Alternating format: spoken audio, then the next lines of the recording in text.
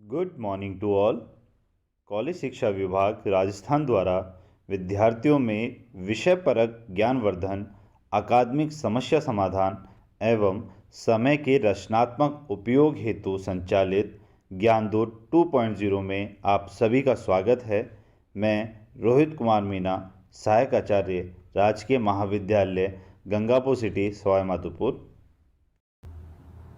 आज हम पाश्चात्य राजनीतिक विचारकों में जो प्रथम राजनीतिक दार्शनिक कहलाता है या प्रथम राजनीतिक विचारक कहलाता है प्लेटो, उसका सामान्य परिचय जानेंगे। परंतु प्लेटो का अध्ययन तभी संभव है जब हम सुकरात के बारे में भी कुछ जान सकें, क्योंकि सुकरात उनके गुरु थे, जैसा कि हमें ज्ञात है। अब सुकरात और प्लेटो के सामान्य परिचय को जानते समय यह भी जानना आवश्यक है कि सुकरात की किन किन विचारों का प्रभाव प्लेटो पर पड़ा या उनके निजी जीवन में कैसे संबंध थे। देखिए, आप कभी भी पाश्चात्य राजनीतिक विचारकों का कोई भी विचारक पढ़ते हैं तो उसकी पृष्ठभूमि जानना बहुत ज़रूरी है। उसके दो रीज़न हैं।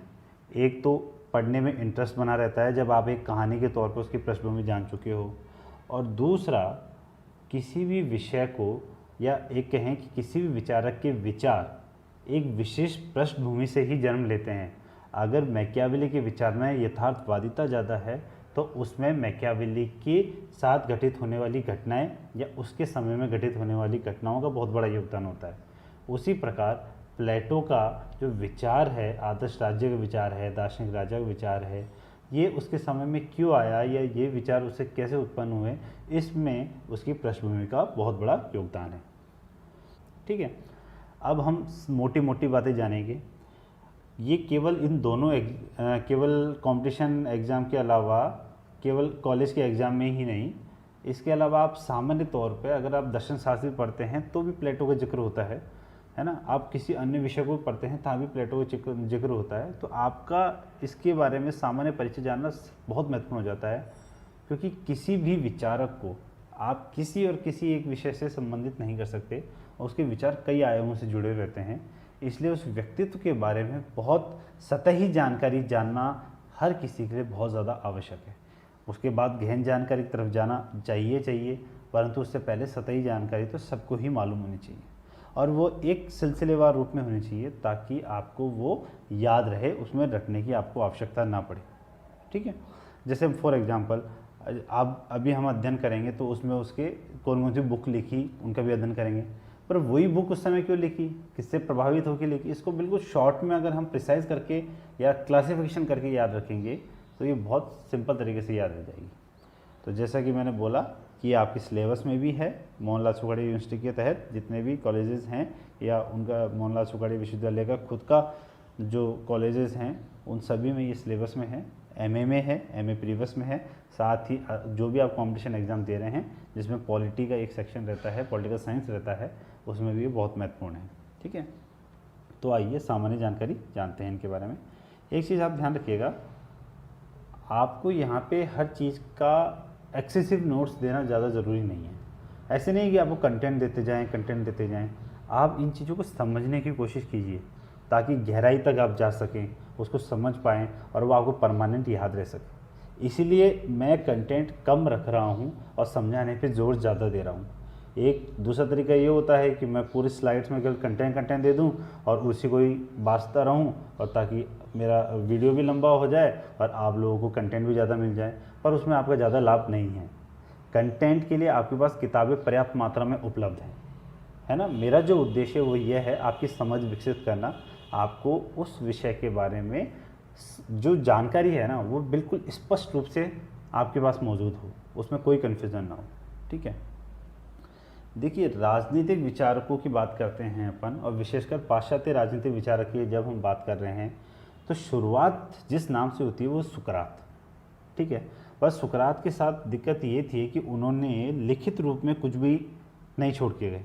अब लिखित रूप में नहीं छोड़ के गए, इसलिए आगामी पीढ़ियों या आगामी समय में उनके जो विचार है उनको व्यवस्थित रूप से अध्ययन करना बहुत मुश्किल हो गया।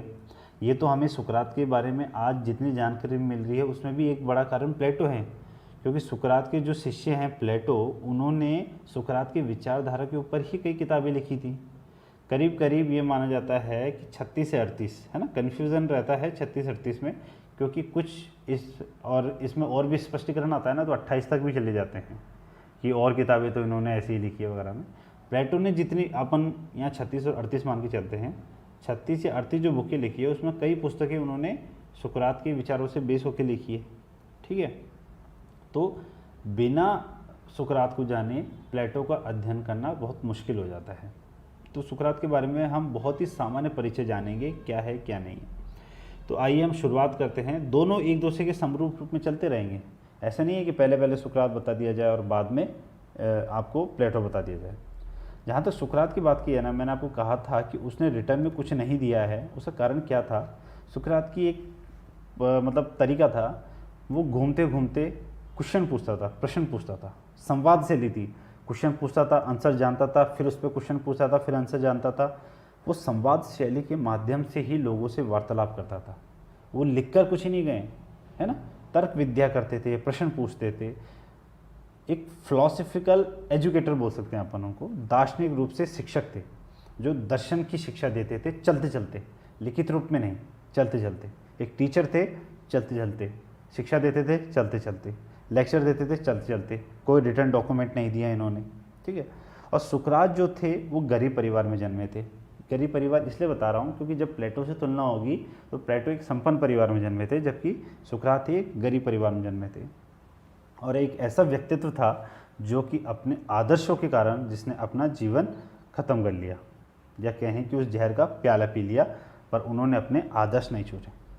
और उनकी एक बहुत अच्छी तरीका था, आप भी अपनाना चाहें, क्योंकि इस चीज़ को हमने महसूस कभी किया नहीं होगा, क्योंकि बहुत अच्छी तरीका है ये। आप जब भी किसी से क्वेश्चन पूछते हैं, या हम कहें कि सुकरात जब भी किसी से क्वेश्चन पूछता था, तो क्वेश्चन पूछने के बाद बहुत टाइम तक, है ना, वो मतलब सुकरात नहीं पूछता था, मतलब किसी ने अगर सुकरात से कोई क्वेश्चन पूछा, क्रॉस क्वेश्चन किया, तो वो जल्दी से उस चीज़ का जवाब नहीं देते थे, साइलेंट हो जाते थे, खामोश हो जाते थे। और तब तक खामोश हो जाते थे जब तक कि सामने वाले को स्वयं जवाब नहीं मिल जाए। आप इसको कभी अपना के देखिएगा, ये बहुत ही कारगर साबित होगा कि आप जब भी किसी से कोई प्रश्न पूछते हैं ना, और सामने वाला उसमें एक लंबा ठहराव दे दे, तो उस प्रश्न के ऊपर आपको विचार करने का, आपके स्वयं के प्रश्न के ऊपर आप काफ़ी टाइम तक विचार करने लग जाते हैं, और कुछ उत्तर तो आपको अपने आप मिलने लग जाता है। और ये सुकरात का बहुत तरीका था, उसकी स्टाइल थी किसी को शिक्षा देने की या पढ़ने की। अगर सिंपल शब्दों में कहें तो उनको ये नहीं था कि मुझे दुनिया को ज्ञान बांटना है, ज्ञान देना है, नहीं, उनके अंदर छिपे हुए ज्ञान को उकेरना है। हर व्यक्ति में मानते थे, हर व्यक्ति ज्ञानी पुरुष है, जिसमें अंदर ज्ञान है, उसको उकेरना है। और उसके लिए ही वो संवाद शैली का या क्वेश्चन पूछने वाली जो तरीका है उसका यूज़ करते थे। तो मतलब किसी प्रश्न को समझाने के बजाय वो हर व्यक्ति के अंदर की अंडरस्टैंडिंग जो होती थी ना, समझ होती थी, उसको बहाल लाने की कोशिश करते थे। पर चक्कर क्या हुआ, ये हो गए राजनीति के शिकार। उस समय की जब ये होता था, आपने पेलोपेलेशियन वार सुना होगा, जो कि 431 से 404 ईसा पूर्व पहला पेलोपेलेशियन वार हुआ था, और दूसरा पेलोपेलेशियन वार 431 से 404 में हुआ था। सॉरी, ये 431 से 404 में हुआ था, और शायद इससे पहला वाला जो था वो 460 से 445 BC, है ना, ईसा पूर्व जिसे बोलते हैं हम, तब हुआ था। तो आप क्लियर कर लें इसको। फर्स्ट वाला हुआ था 460 से 445, और सेकंड हुआ था 431 से 404। ये फैक्ट जानना ज़रूरी नहीं है, ये तो मैंने ऐसे बता दिया। हुआ क्या था और किसके बीच में हुआ था? पहले क्या होता था, जो ग्रीस है, जिसको हम यूनान भी बोलते हैं, उनमें, और पर्शियंस होते हैं, पर्शियन मतलब आज के टाइम पे ईरान, इनके मध्य बहुत टाइम तक लड़ाई चलती रही थी। और एक लंबे समय तक लड़ाई चलने के बाद जब इनके बीच में लड़ाई ख़त्म हुई, तो ये पर्शियंस की जगह लगी स्पार्टन्स ने।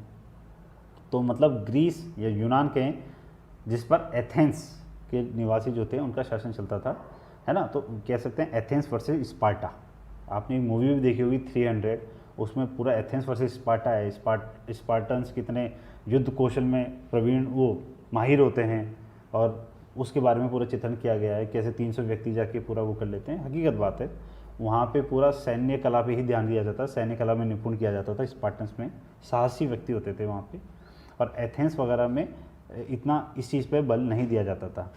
तो यहाँ पे ये संघर्ष पैदा हुआ, एथेंस वर्सेस स्पार्टा, ठीक है। अब इस संघर्ष में क्या हुआ, युद्ध चलता रहा, प्रथम युद्ध हुआ, द्वितीय विश्व युद्ध हुआ।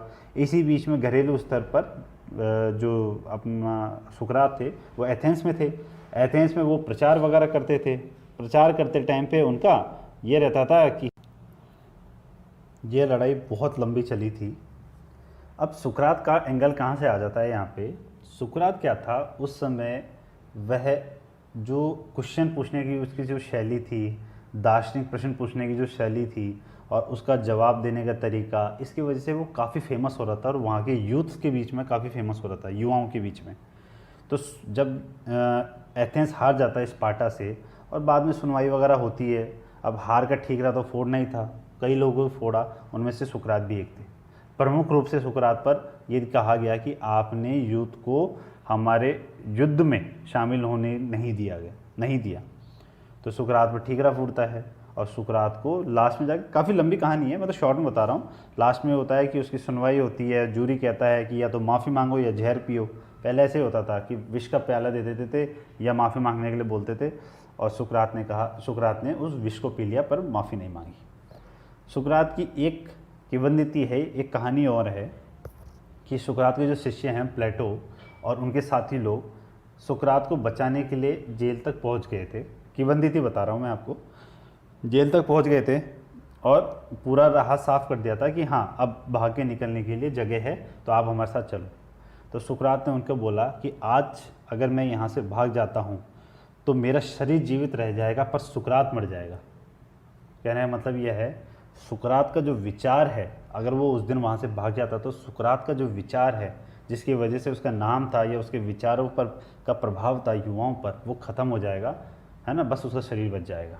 ठीक है, तो इम्पोर्टेंट क्या है, आइडियाज़, विचार। ठीक है, ये सुकरात का जीवन था जिनको कहा था। उनका हमेशा ये मानना था कि जो सबसे ज़्यादा विजडम होती है ना, वो हमेशा स्वयं व्यक्ति के पास ही होती है, बस उसको बाहर निकालने की ज़रूरत है। वो हमेशा दूसरों में नहीं देखता था, इसलिए उनको ज्ञान बांटने से मतलब नहीं था, उनको खुद को जानने से ज़्यादा मतलब था। अब आप ये देखिए कि यहाँ पे प्लेटो का एंगल कैसे आता है।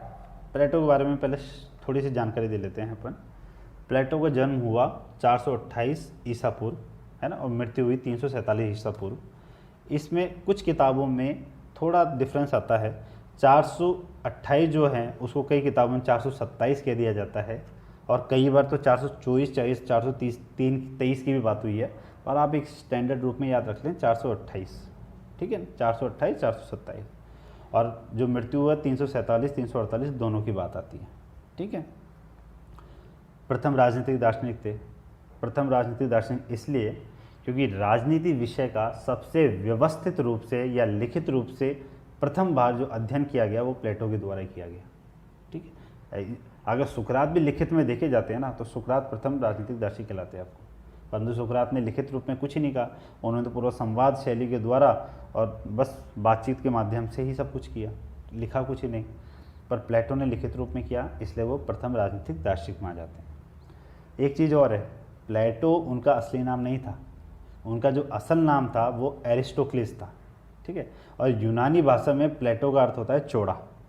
प्लेटो को क्या है, जो कंधा था और जो मस्तिष्क था, है ना, वो चौड़ा था। उनकी जो बनावट थी शरीर की ऐसा था, थोड़ा चौड़ाई ज़्यादा थी कंधे की या मस्तिष्क की, इसलिए उनका नाम प्लेटो रख दिया गया।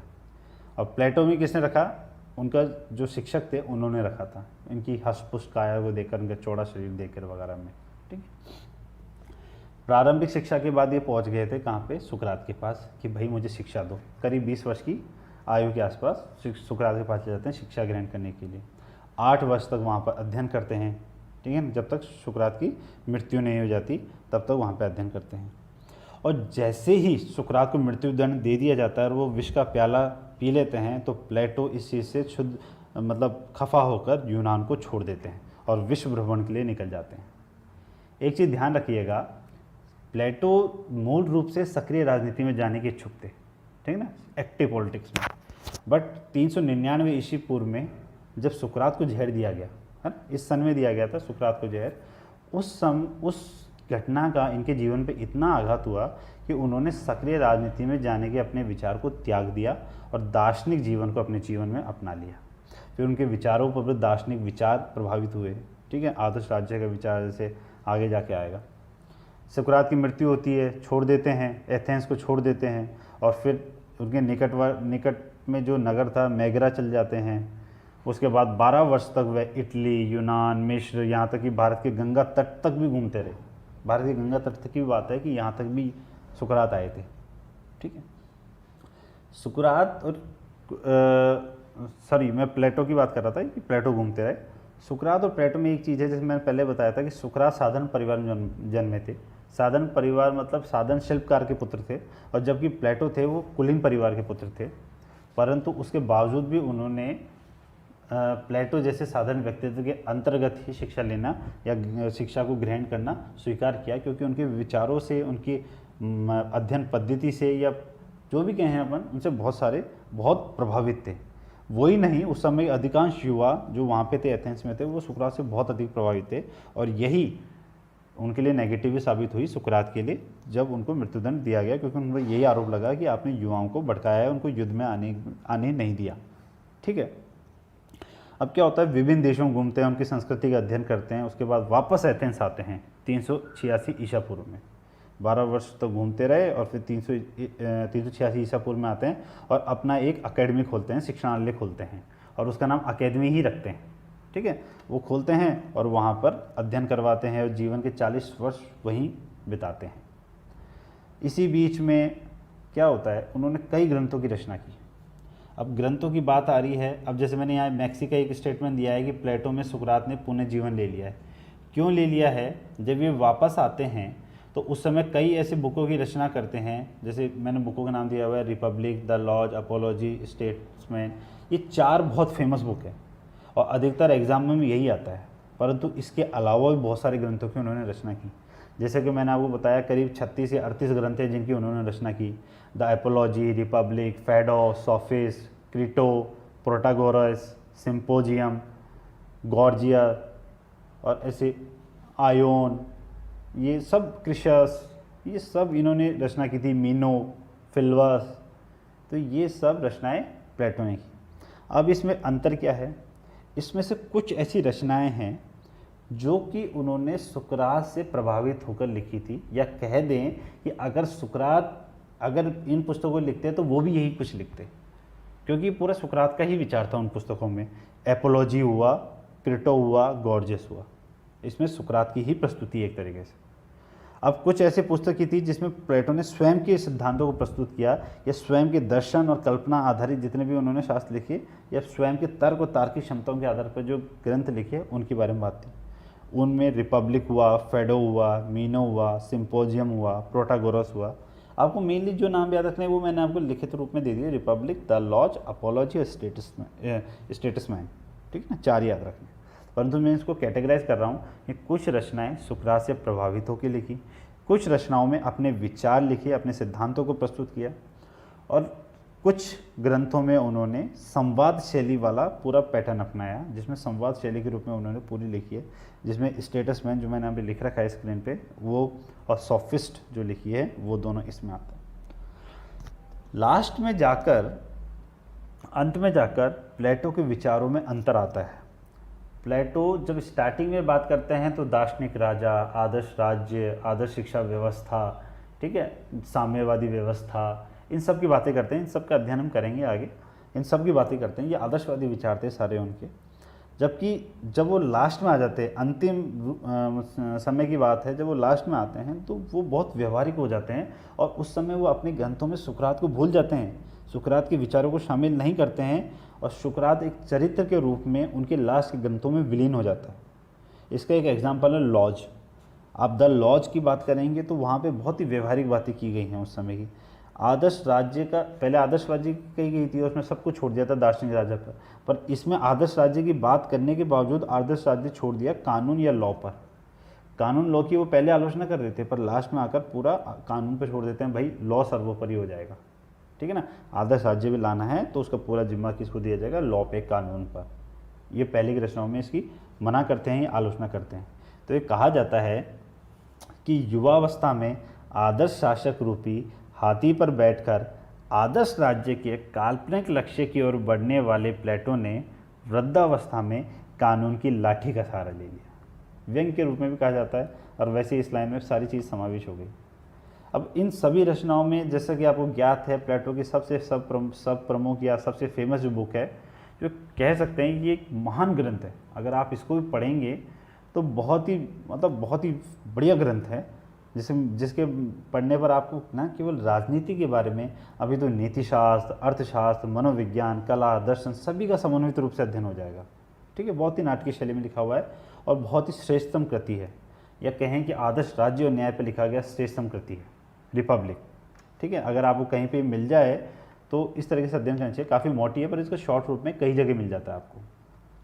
ठीक है, अब हम आते हैं प्लेटो की अध्ययन शैली पर, या प्लेटो की पद्धति, किन किन पद्धतियों का प्रयोग करके उन्होंने अपने विचार दिए वगैरह वो दिए।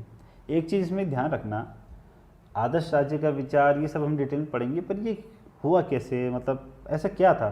जैसे रिपब्लिक में वो बात करते हैं, वो क्या आदर्श राज्य की खोज करते हैं, बोले आदर्श राज्य है कहाँ। ठीक है, अब उनका क्या था, वो दार्शनिक भी थे और हर चीज़ का वो आदर्श विचार है ना स्वर्ग में खोजते थे, हर चीज़ का।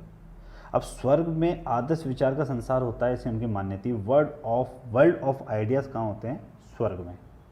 तो अगर सभी के आदर्श विचार स्वर्ग में हैं तो पक्का है राज्य का जो आदर्श विचार है वो भी स्वर्ग में होगा। ठीक है, अब इसका पता कैसे लगाएं। इसके लिए उन्होंने कहा कि एक दार्शनिक राजा चाहिए, इसके लिए इंटेलेक्चुअल व्यक्ति चाहिए, इंटेलेक्चुअल साउंड व्यक्ति चाहिए। अब वो कैसे बनेगा, वो शिक्षा के माध्यम से, वो सब शिक्षा वाले उसमें आ जाएगा। मेन चीज़ आदर्श राज्य चाहिए, पर आदर्श राज्य पता कैसे लगाए, वो पता लगाएगा दार्शनिक राजा। ये कैसे पता लगाएगा, दार्शनिक राजा क्या करेगा, ये चिंतन करेगा और अपना जो आत्मा है उसको स्वर्ग तक ले जाएगा। ठीक है ना, यहाँ पे देखो आप भारतीय चिंतन से उसकी बहुत समानता आ रही है। भारतीय चिंतन भी तो कहता है ना कि आत्मा को परमात्मा से कनेक्ट करना है, यहाँ प्लेटो के चिंतन में वही बात आ रही है। अब क्या करेगा, दार्शनिक राजा जो है वो अपनी आत्मा को स्वर्ग तक ले जाएगा और वहाँ पर आत्मा को ले जाने पर उसे स्वर्ग की सारी बातें याद आ जाएगी कि स्वर्ग में चीज़ें कैसी हैं। जब स्वर्ग की सारी चीज़ें याद आ जाएंगी तो वहाँ पे आदर्श राज्य का विचार भी याद आ जाएगा। ठीक है, और फिर वो आदर्श राज्य के विचार को स्थापित करने का यहाँ पे प्रयत्न करेगा इस धरती पर। इस प्रकार वो बात करता है। ठीक है, तो आदर्श राज्य कैसा होना चाहिए, कैसा होना चाहिए की बात करता है, आदर्शवादी बातें करता है कौन, प्लेटो। और लास्ट में जाके हो जाता है वो व्यवहारिक, जैसे कि हमने बात की थी। ठीक है, अब बात करते हैं उनकी अध्ययन शैली और पद्धति की। अपन ने सबसे पहले नाम लिख रखा है संवाद शैली। इस शैली शब्द में डबल मात्रा आएगी, टाइपिंग मिस्टेक है। ठीक है, अब इसमें क्या है, संवाद शैली होता क्या है। संवाद शैली और द्वंद्वात्मक को आप एक दूसरे के समरूप रूप में देखेंगे आप। ठीक है, संवाद में क्या होता है, एक पात्र दूसरे पात्र से वार्तालाप कर रहा है, प्रश्न पूछ रहा है, तर्क वितर्क कर रहा है और इसके आधार पर वह खोज कर रहा है। ठीक है, किसी विचार की, किसी चीज़ की, या कहें कि किसी व्यक्ति के अंदर की चीज़ों को बाहर निकालने की कोशिश है, उसको अपने अंदर छिपे हुए अध्ययन या गहन चीज़ को बाहर उकेरने की कोशिश है ये सारे। ठीक है, इसमें क्या करते हैं, ये दूसरे व्यक्ति के मस्तिष्क को जो होता है ना, या उसके मस्तिष्क में जो विचार विराजमान हैं उनको उत्तेजित करते हैं, है ना, वो सोचने को मजबूर करते हैं ताकि वो सत्य की ओर तरफ चली जाए। इस चीज़ की नेगेटिविटी भी है। ऐसे कहा जाता है कि संवाद या द्वंद्वात्मक जो शैली है ना, वो किसी रिजल्ट पे आने की बजाय है ना चीज़ों को और कॉम्प्लेक्स कर देती है, उलझा देती है। क्यों, आप किसी व्यक्ति को अगर ज़्यादा उत्तेजित कर देंगे तो वह सत्य की बजाय वो मतलब अपने तर्क को सिद्ध करने के लिए ना अड़ियलपन के रवैये में आ जाता है, तो वहाँ पे सत्य की खोज नहीं हो पाती। मतलब वाद प्रतिवाद और संवाद की बजाय वाद विवाद ज़्यादा होने लग जाता है। ठीक है, तो इसका कहने का मतलब ये है, इस आलोचना तो अपनी जगह है, परंतु जो बात कर रहे हैं वो ये कर रहे हैं कि ये संवाद शैली या द्वंद्वात्मक शैली का प्रयोग वो इसलिए नहीं कर रहे थे, जैसे कि सुकरात के बारे में कहा था कि वो ज्ञान बांटने के लिए नहीं कर रहे थे।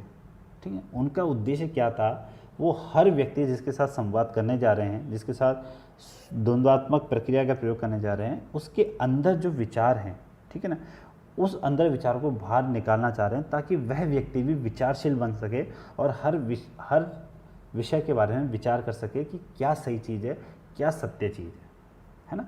तो ये संवाद शैली हुआ, द्वंद्वात्मक शैली हुआ, इनका जो मेन उद्देश्य वो क्या है, सत्य की खोज करना, सत्य की अभिव्यक्ति करना और सत्य को परिभाषित करना। ठीक है, मतलब इसमें ऐसे नहीं है कि आप बहुत ज़्यादा कॉम्प्लेक्स करके सोचें, बस ये है कि आप जैसे फॉर एग्जांपल आप किसी से सवाल पूछते हैं, जब तक आप किसी विषय के बारे में सवाल नहीं पूछेंगे तब तक वो व्यक्ति उस विषय के बारे में सोचता नहीं है। परंतु जैसे ही आप उस व्यक्ति से सवाल पूछते हैं या कोई आपसे सवाल पूछता है तो आपको उस चीज़ के बारे में जानने की उत्सुकता बढ़ती है, और उस समय आप सबसे पहले सोचते हैं कि मुझे कितना मालूम है, और मुझे मालूम होने के बाद मैं कितना और पता लगा सकता हूँ। तो ये पूरा क्रम है स्वयं को विचारशील बनाने का। ठीक है, मतलब मन को और अच्छा स्ट्रॉन्ग करने का या अपने दिमाग को और ज़्यादा विकसित करने का है, ताकि हम अपने बारे में बहुत स्पष्ट हो सकें, अपने विचारों के बारे में बहुत स्पष्ट हो सकें। ठीक है, तो ये द्वंद्वात्मक और संवाद शैली की बात है। ठीक है, द्वंद्वात्मक सुनने में थोड़ा नेगेटिव वर्ड लगता है, परंतु वही बात, इनमें वही चीज़ है, वार्तालाप, प्रश्नोत्तर, तर्क वितर्क के आधार पर आप सत्य की खोज कर रहे हैं, सत्य की अभिव्यक्ति कर रहे हैं, उसको परिभाषित करने की कोशिश कर रहे हैं। दूसरी मैंने लिखी है निगमनात्मक अध्ययन पद्धति। ठीक है, निगमनात्मक क्या होता है, इसको दार्शनिक पद्धति भी बोलते हैं। इसमें क्या होता है, दार्शनिक पहले ही कुछ सामान्य सिद्धांतों को मान लेता है कि ये फला चीज़ सत्य है। ठीक है, फिर उसके आधार पर और क्या क्या निष्कर्ष निकाले जा सकते हैं, उनके आधार पर क्या क्या विशिष्ट निष्कर्ष निकाले जा सकते हैं, उसकी खोज करता है। तो इस पद्धति का भी प्रयोग करता है प्लेटो। ठीक है, सुकरात भी इसी पद्धति का प्रयोग करता है। फिर आता है विश्लेषणात्मक। विश्लेषणात्मक का क्या मतलब होता है, हर चीज़ के बारे में गहराई तक जाना, हर चीज़ के हर आयाम को जानने की कोशिश करना। ठीक है, तो ये सारी चीज़ें आ गई इनकी अध्ययन शैली और पद्धति में। अब यहाँ पे अपन ने जितने भी चीज़ों के बारे में जाना है वो इसके सामान्य परिचय बिल्कुल, जिसमें हमने प्लेटो क्या चीज़ है, ये सुकरात क्या चीज़ है, ये जाना है। अब पर्टिकुलरली उन्होंने न्याय व्यवस्था के बारे में क्या कहा है, उन्होंने आदर्श राज्य के बारे में क्या कहा है, उन्होंने शिक्षा के बारे में क्या कहा है, उन्होंने साम्यवाद के बारे में क्या कहा है ना, और वो साम्यवाद आज के साम्यवाद से कैसे अलग है, उनकी शिक्षा पद्धति का जो विचार है वो आज की शिक्षा पद्धति के अंतर है। ये सारी चीज़ें उनके विचार हैं जो कि हर विषय या हर सब टॉपिक के साथ हम जानेंगे। यहाँ पे आज हमने केवल सामान्य परिचय जाना है। ठीक है, तो नेक्स्ट जो आएगा हमारा न्याय व्यवस्था के ऊपर आएगा। तब तक के लिए बहुत बहुत धन्यवाद।